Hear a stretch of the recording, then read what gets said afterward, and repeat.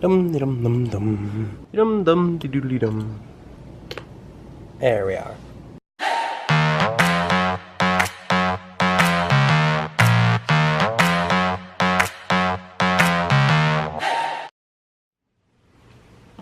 Come on.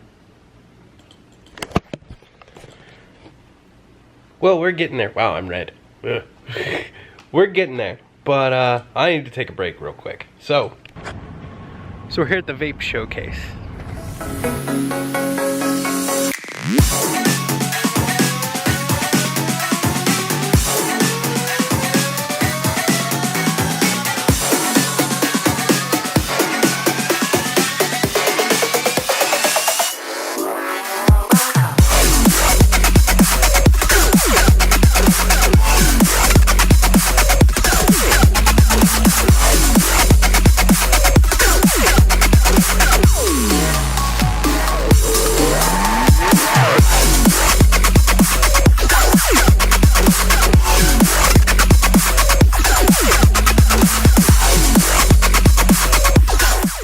So this is Mayhem Vapor, and they have some badass juices here. I definitely recommend the apple butter here. And their blue corn is some of the best blueberry I've tasted in a long while. I definitely recommend them if you're out for some e-juice. Finally, a piece that matches. That looks so much nicer. So I think we might have gone just a little overboard. What do you guys think? But man, it was a good time. This is why I never wear snapbacks. It doesn't work for me. I look terrible.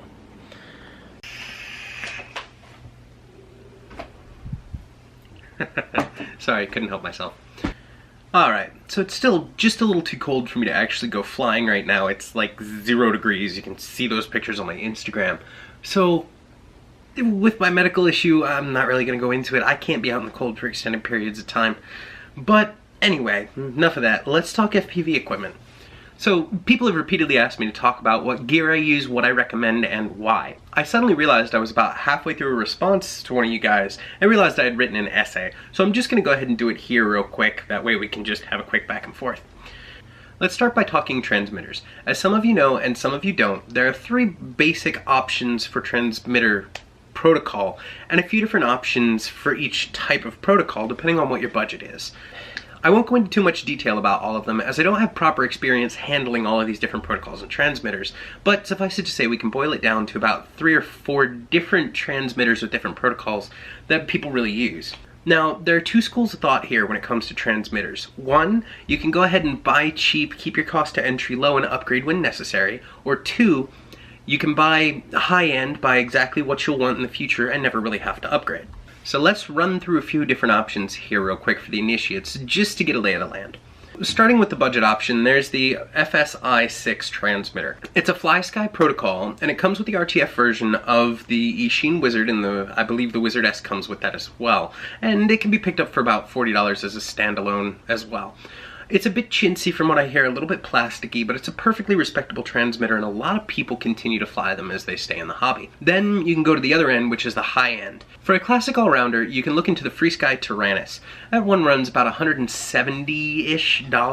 It needs a bit more setup than some other controllers, but it's got a lot of customization available. For an updated version of that, you can look into the QX7, which runs a bit cheaper. It's about $130.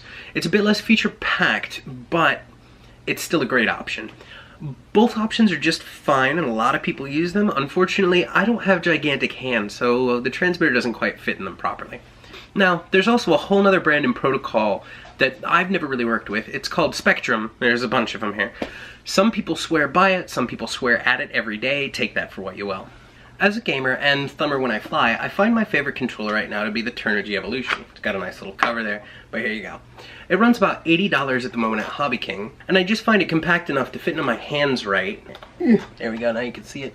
And it gives me just enough range that I'm happy with it. I tend to lose visual feed before the transmitter complains about low signal, and I can usually cover just about anywhere I want to within eyesight while I'm flying, so I really recommend this one if you're a former gamer. It works great. It doesn't have all the settings that all the others do, but to pick it up, bind it, fly it, you're good to go. Now that brings us to headsets. Now, honestly, most of that's preference. If you want field of view, compactness in the entire package is your priority, what hits your and what fits your head, and what fits your inner pupillary distance, the distance between your eyeballs here. Basically, there are box goggles and what is currently known as Fat Shark style goggles. I'll link a couple articles below to get the uninitiated read up about the differences, pros, cons, all that stuff.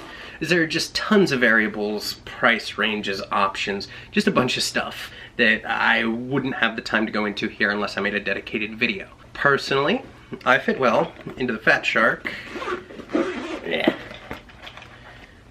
Attitude V3s with just a tiny bit of blurring. Fat Shark Attitude V3s, it won't focus. Okay. With just a tiny bit of blurring in the corner of my left eye due to my tiny little IPD, my eyes are really close together. Most normal people won't have a problem with this though, as they are in fact adjustable. You can make them fit your eyeballs with that right there, it's great. I find the 32-degree field of view on these to be a teensy, weensy bit on the small side when I've just got it plugged in, but that pretty much goes away as soon as I take off. I may try to upgrade to an HD3 at some point, but I want to try one on before buying just because of my tiny little eye space, and make sure that everything works and I don't have bad blurring or anything. So altogether, I find the Attitude V3 and the V4 by proxy, it's the red one, they're pretty much the same thing. I find them both perfectly acceptable to fly with. Now, of course, as you can see, I've made a few upgrades to this thing. The Fat Shark strap wore out to start, so I had to go ahead and replace that. Now, this is a pretty fly FPV strap. It's much better quality than the original. It doesn't feel, it's a lot more solid. Here, let's see if it'll focus on that. Yeah, there you go. It's a lot more solid, it's a lot more well stitched. It's just a really nice, excuse the fabric, it's a really nice strap in general.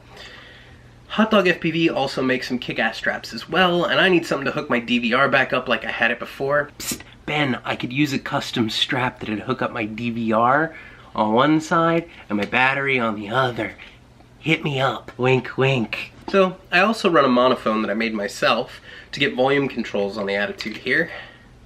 I'll link that video up as well so you guys can take a look at it and see if you need anything like this. I have the DVR to hook up somewhere around here, hang on. There it is. Ugh. I have the eSheen DVR here available to hook up. It's not hooked up because of the strap, Ben, and I gotta hook it up to the new receiver module. This one's still hooked up to the old one, the next wave that comes with the Attitude V3s. This here is the Furious FPV True D version 3 firmware 3.6. That only took me 8 times to say it. It is awesome. For the Attitude series, it's pretty much the creme de la creme. Now, before I get screamed at in the comments, the LaForge FPV diversity setup has been tested against this one here ad nauseum by everyone and their mother, and is, in my opinion, exactly as quality as the True D.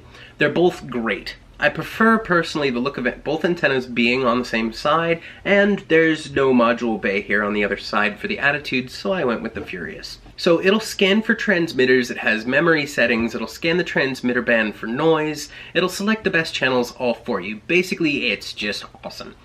I've even used it as a scanner to find my quad before with the patch that sits on here. Speaking of antennas, magically on there.